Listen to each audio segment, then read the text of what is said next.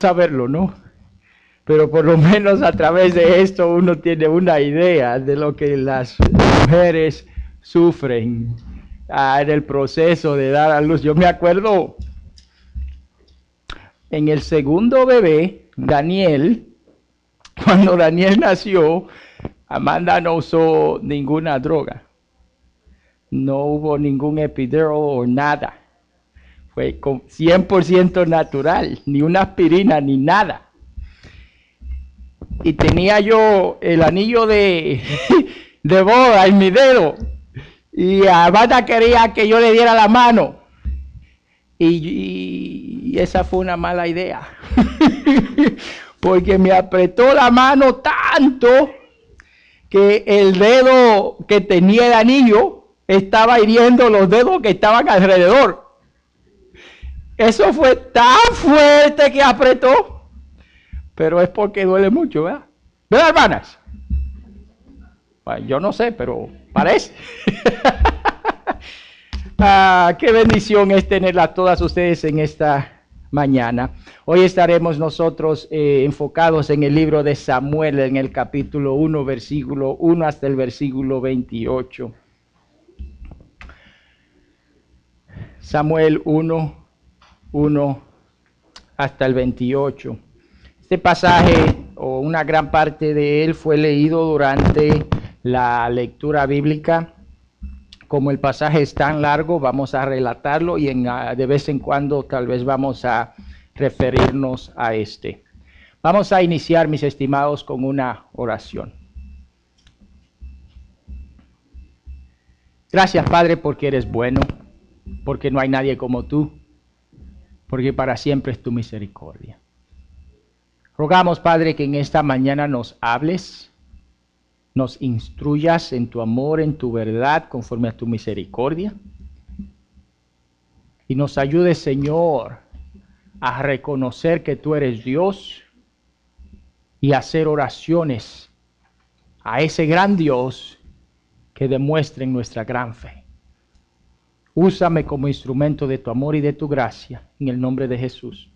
Amén. La madre que se atrevió a soñar en grande es el tema de esta mañana. La madre que se atrevió a soñar en grande. A nosotros se nos enseña a soñar y a pensar en grande.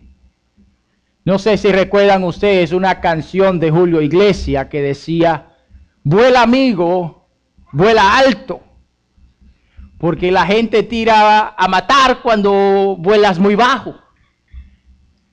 Y nos gusta entonces pensar en grande. Nuestros deseos son grandes. Grande queremos que sea la casa. Espacioso el carro. Grande la televisión y también grande el salario.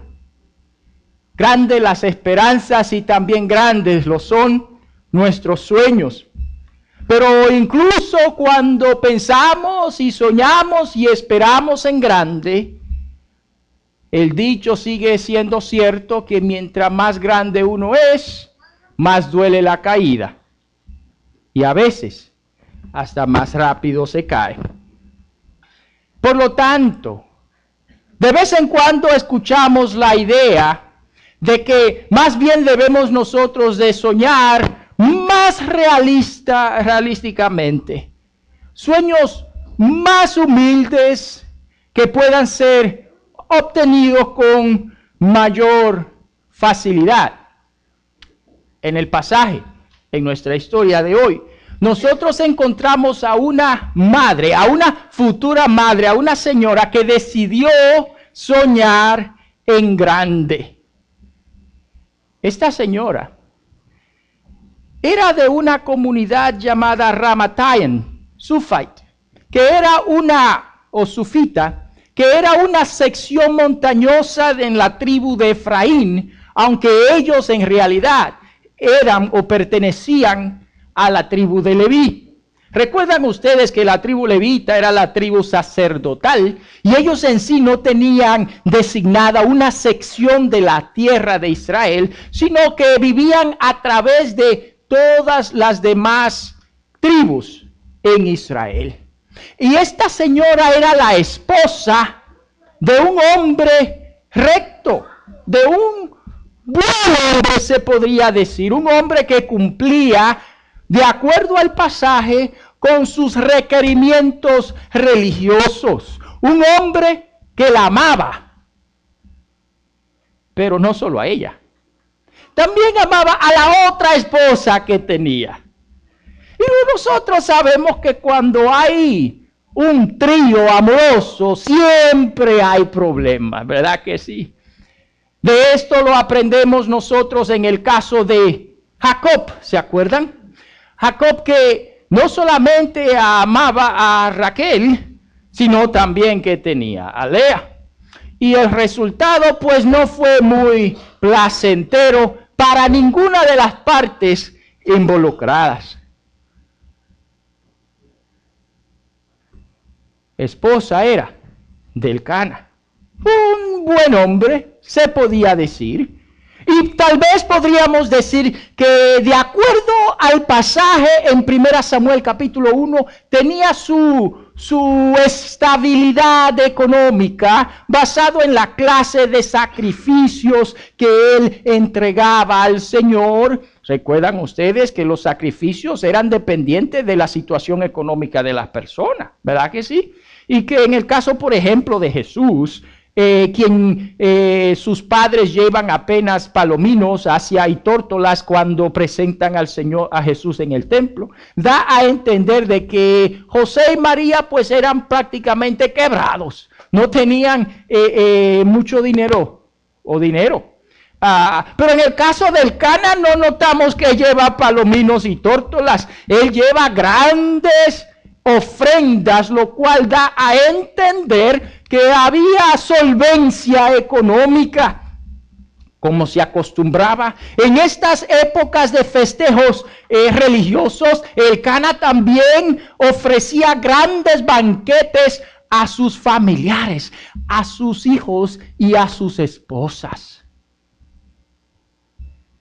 Oye, si el hombre tiene dos mujeres, pues alguna atracción física tenía, ¿verdad?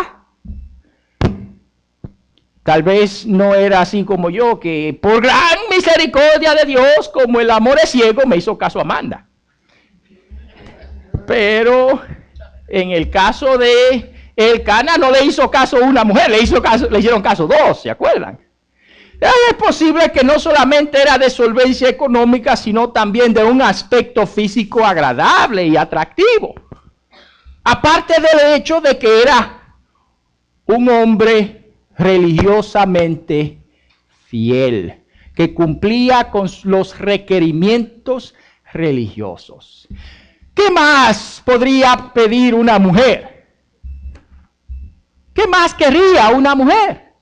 Si el hombre es buen parecido, tiene plata y es un buen hombre, ¿qué más querría una mujer de ese hombre?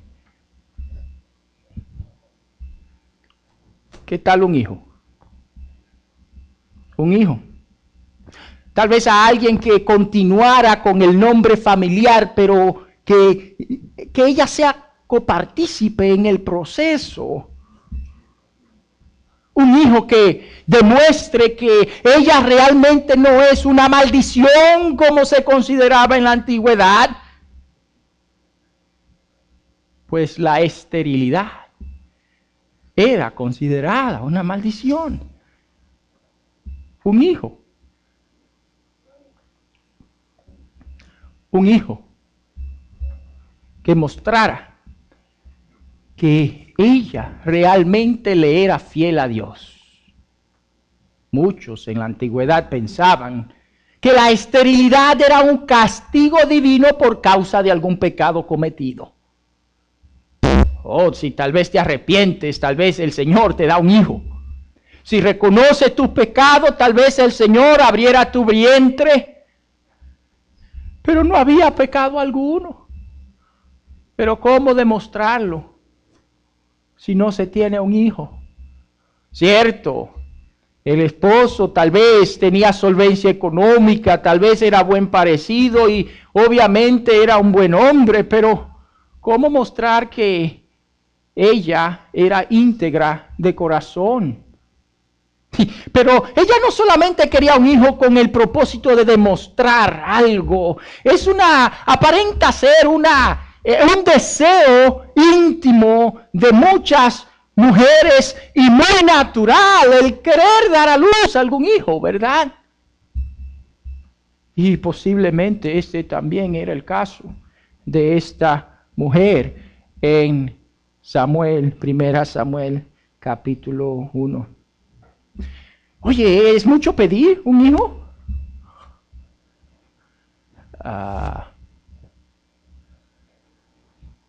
Oye, tal vez el Cana es el problema.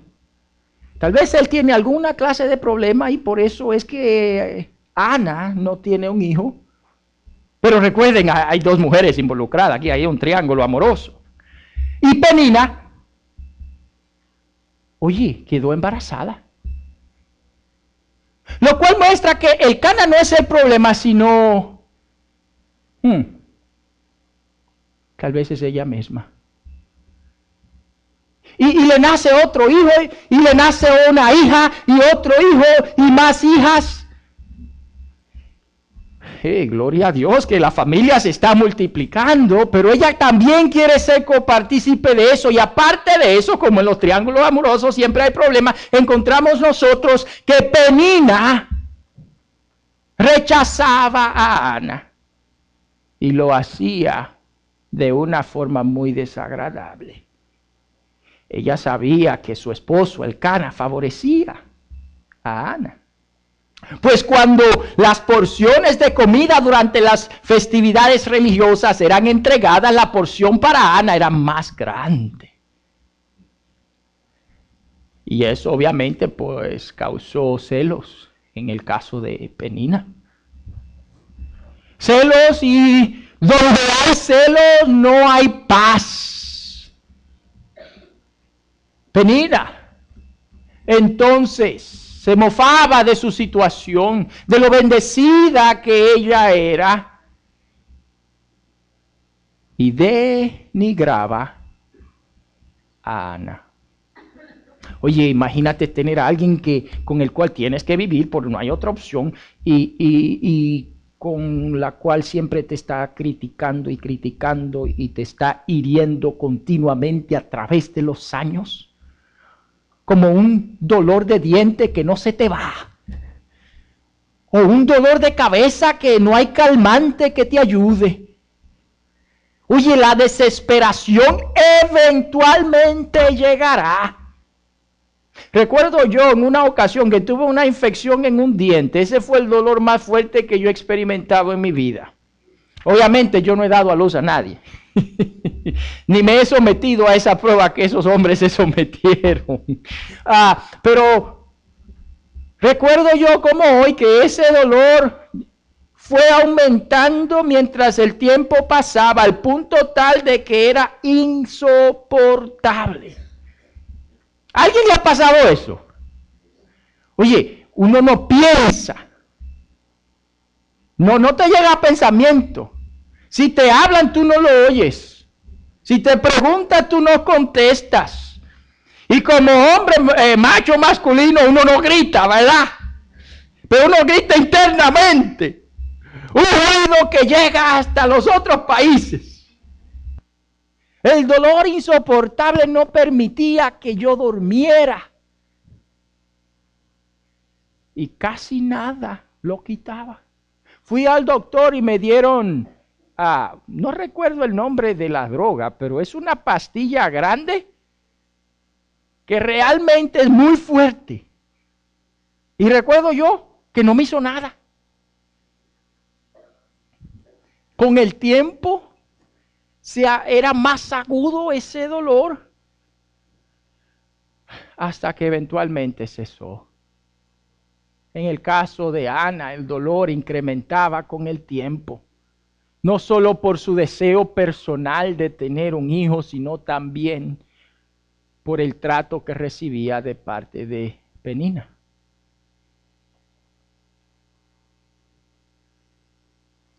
Y es esta mujer que en su agonía debe de hacer algo, pero ¿qué va a hacer? ¿Hay algo que ella pueda hacer? Lo imposible entonces puede realmente hacerse posible. Lo que no es natural puede realmente hacerse una realidad. ¿Puede lo increíble hacerse creíble? ¿O lo inexistente hacerse grande? Una realidad, una gran realidad. Y es en la historia de Ana que aprendemos que las cosas increíbles se hacen realidad a través de la oración. Las cosas increíbles, las cosas imposibles se hacen realidad a través de la oración. Situaciones como las de Ana se presentan en nuestra vida con frecuencia. Situaciones en donde no hay nada que nosotros podamos hacer al respecto. Donde el deseo sí se encuentra presente, pero la posibilidad no. En donde pensamos que el dedicar tiempo sería una pérdida. El dedicar energía no edificaría o ayudara en nada. Situaciones en donde la pérdida del sueño también se hacen presentes. Y entonces, ¿qué es lo que hacemos? Cuando no hay ninguna posibilidad, cuando no hay nada que se puede hacer para solucionar una situación, cuando pensamos entonces que no hay nada, nadie a quien recurrir, es cuando nos damos cuenta de que sí hay algo que se puede hacer, y no algo, sino alguien que lo puede hacer. Es entonces cuando nosotros, aunque anteriormente pensábamos que no había ninguna posibilidad, reconocemos que hay alguien que todo lo puede. Es en nuestras desesperaciones que recurrimos a Dios. Amén. Es en nuestras vulnerabilidades que nosotros venimos al Señor. Y fue en ese momento que Ana vino al Señor en oración. Nuestras oraciones son las más dedicadas y las mejores cuando estamos pasando por momentos de crisis, ¿verdad? Cuando las cosas andan bien, oramos usualmente al final de la noche. Cuando ya nos vamos a acostar, cuando estamos tan cansados que hasta las palabras son incoherentes, cuando en el proceso de oración para presentarle al Señor el resto de la noche nos quedamos dormidos. ¿A alguien le ha pasado eso? Pero en los momentos de desesperación, las oraciones son diferentes, ¿verdad? Las palabras son coherentes, la energía se encuentra presente y el sentimiento brota de nuestros corazones. En el caso de Ana, su oración mostraba amargura de corazón. El sentimiento ahí estaba. Su corazón lo derramó ante Dios en oración cuando la crisis estaba presente.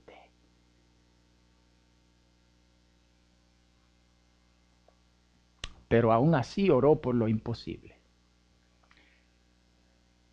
Oh, hermanos, de Ana podemos aprender, de esta futura madre, cómo orar al Señor. No una oración mecánica que nos hemos memorizado de nuestra niñez, sino derramar el corazón ante el Señor. Decirle lo que realmente allí se encuentra a aquella persona que está siempre dispuesta a escucharnos. Una oración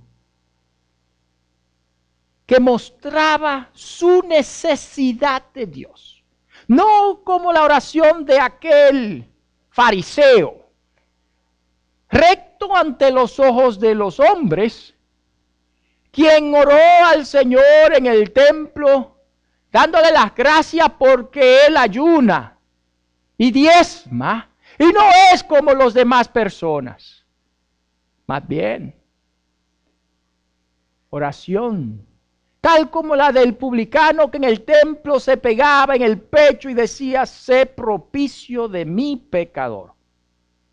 Que reconocía su debilidad, pero a la vez la bondad de Dios, que está dispuesto a perdonar y a contestar la oración. Esta mujer oraba por lo imposible, pero nosotros nos damos cuenta que lo increíble se hace realidad a través de la oración. Ella oraba, y a través de su oración, aquellas discrepancias de la vida se disipaban. La discrepancia que le daban a entender que esta mujer, que era injusta, realmente era próspera, concerniente a su vientre. En nuestra historia encontramos discrepancias de la vida y hasta nosotros de vez en cuando la cuestionamos. En donde los hombres que ni siquiera temen a Dios son los más ricos. En donde las mujeres que no temen a Dios tienen muchos hijos, mientras que las que realmente buscan a Dios de todo corazón no los tienen. Discrepancias en donde nosotros vemos que realmente quien merece ser libre está en la cárcel y el que merece estar en la cárcel está libre. Que quien merece morir está vivo y el bueno, el que teme a Dios, es quien muere. En alguna ocasión, nosotros hemos cuestionado eso. Como Job lo hizo. ¿Por qué un hombre justo sufre en el caso de Job? Un hombre perfecto, recto, temeroso de Dios y apartado del mal, pierde todas las cosas. ¿Por qué? Y en la historia entendemos que realmente hay algo más. Porque estas discrepancias de la vida apuntan al futuro redentor, no solamente de nuestro cuerpo, sino de nuestra tierra. Amén. La razón por la cual nosotros vemos estas discrepancias en la vida es porque hay un plan futuro para esta tierra y para nosotros. Realmente, las discrepancias son la razón de ellas, el pecado y el plan redentor de Dios. Realmente el Señor no quiere que nos sintamos cómodos aquí. Hay algo más, hay algo mejor para todos aquellos que confían y temen al Señor. La historia apunta a esta realidad, pero también nos da a entender de que a través de la fe hay respuesta a las oraciones y lo imposible se hace realidad a través de la oración. La mujer oró, Ana oró, Elí le habla, confunde con que está ebria, pero más bien derramó su corazón al Señor en oración. Elí le dice que el Señor otorgue tu petición y Ana se va, pero inmediatamente lo hace, cambia su semblante por la fe. Amén. Su cara cambia. El apetito le regresa y se vuelve a la casa como una nueva mujer porque confió en el Señor. Y la palabra de Dios nos dice que el Señor bendijo esa fe. Y lo hizo dándole el hijo que esperaba. Lo imposible es posible a través de la oración, si hay fe. Ella oró y el Señor respondió porque tuvo fe. De Ana aprendemos la importancia de la fe en la oración. Así como mi madre oraba y ora por mí todo el tiempo. Cada vez que yo hablo con mi mamá me lo menciona, que ha estado orando por mí. Y su madre tal vez no está aquí. Tal vez está o en México, en El Salvador, o en Guatemala, o quién sabe en dónde. Pero donde quiera que esté, usualmente nuestras madres oran por nosotros. Quién sabe la razón por la que muchas cosas no nos han pasado, es por causa de la respuesta del Señor a las oraciones de ellas. De Ana aprendemos la importancia de la oración con fe, creyendo que el Señor va a bendecir. Recuerdo yo cuando estaba a punto de casarme, yo no tenía nada de dinero, ganaba yo $800 al mes, no a la semana, al mes. Y yo me iba a casar porque yo quería casarme. Al fin y al cabo dice Corintios que es mejor casarse que estarse quemando, ¿verdad? Y ya yo no quería quemarme más porque si uno se quema eso duele. Entonces me iba a casar y yo dije, Señor, bendíceme. Pero ¿a dónde voy a mudarme? No tenía dinero, $800 al mes. Y había una posibilidad de mudarnos a un apartamento, pero la lista de espera era de 2 años. Le dije yo a Amanda, oye, vamos a orar y vamos a confiar que nos van a dar ese apartamento, el siguiente de nosotros, y nos lo van a dar rápido, como en 2 meses. Y yo quería casarme como en 2 meses. Y cambiamos la forma de referirnos a la situación y le decíamos, no decíamos si nos dan el apartamento, sino cuando nos den el apartamento. Porque confiamos y creímos en nuestro corazón que ese era nuestro apartamento y el Señor nos los dio. Una espera de 2 años. Yo no quería esperar 2 años para casarme. Me quería casar en 2 meses. Y el Señor bendijo nuestra fe con la respuesta a nuestra oración. ¿Cuál es tu oración, mi hermano? ¿Cómo estás orando? Lo imposible es posible a través de la oración. Lo imposible, una mujer estéril, fue posible, dio a luz a través de la oración porque confió en el Señor. Hagamos lo mismo. Las madres se caracterizan por orar por sus hijos. Ana lo hacía orando por un hijo. Oremos nosotros con fe, con sentimientos, confiando en el Señor y veremos cómo el Señor va a bendecir nuestra fe. Lo imposible es posible a través de la oración cuando se ora con fe. Padre, gracias por el ejemplo de Ana, una madre que te amaba, que te buscaba y que depositaba en ti su confianza. Y por lo tanto tú la bendijiste, Señor. Bendícenos a nosotros también. Tú conoces, Señor, nuestras necesidades, nuestros padecimientos. En el nombre de Jesús, ante ti depositamos nuestras situaciones con fe, confiando que tú bendecirás. Y la honra y la gloria a ti sean por siempre. En el nombre de Jesús. Amén. Gloria a Dios. En esta ocasión creo que ya se le habló a algunos niños. Tenemos nosotros un regalito para las madres en este día. Un lindo regalo que solamente muestra cuánto las apreciamos, cuánto las amamos. Realmente. Amén, hermanos. Ok, son los hombres. Amén, hombres. Eso es. Apreciamos su esfuerzo, apreciamos lo que hacen y lo que han hecho. Y esto simplemente es una muestra de nuestro